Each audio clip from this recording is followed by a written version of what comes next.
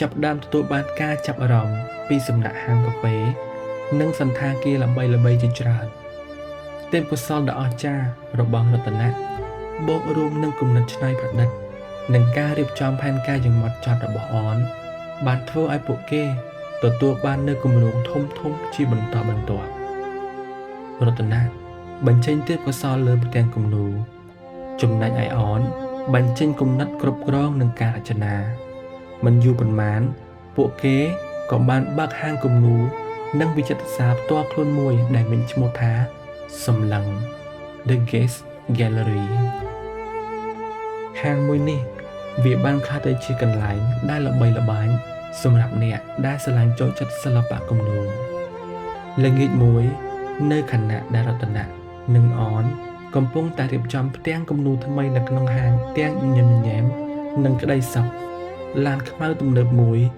បានមកឈប់នៅចិញ្ចើមថ្នល់ទល់មុខនឹងហាងបង្អួចឡាន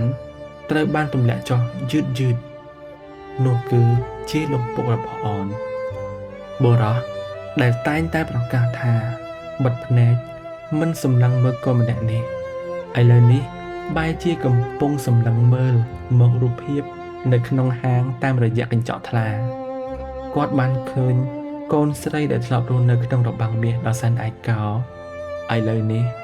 សើចសប្បាយយ៉ាងមានសេចក្តីសុខបំផុតជាមួយបុរសដែលនាងស្រឡាញ់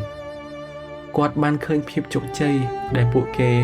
កសាងឡើងដោយញើសឈាមផ្ទាល់ខ្លួនទឹកភ្នែកមួយដំណក់បានស្រក់ចុះមកលើថ្ពាល់ដែលមានស្នាមជ្រួញរបស់លោកពុកគាត់មិនបានខឹងមិនបានច្រណែនតែកំពុងតែសម្លឹងមើលសុភមង្គលរបស់កូន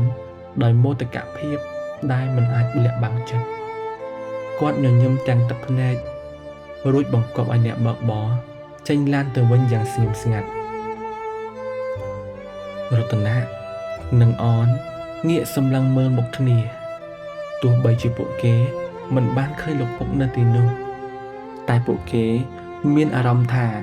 ពិភពលោកទាំងមូលកំពុងតែញញឹមដាក់ពួកគេការសម្លឹងរបស់ពួកគេនៅក្នុងថ្ងៃនេះមិនមែនជាការសម្លឹងដោយក្តីបារម្ភទៀតនោះទេតែជាការសម្លឹងមើលទៅកាន់អនាគតដ៏ភ្លឺស្វាង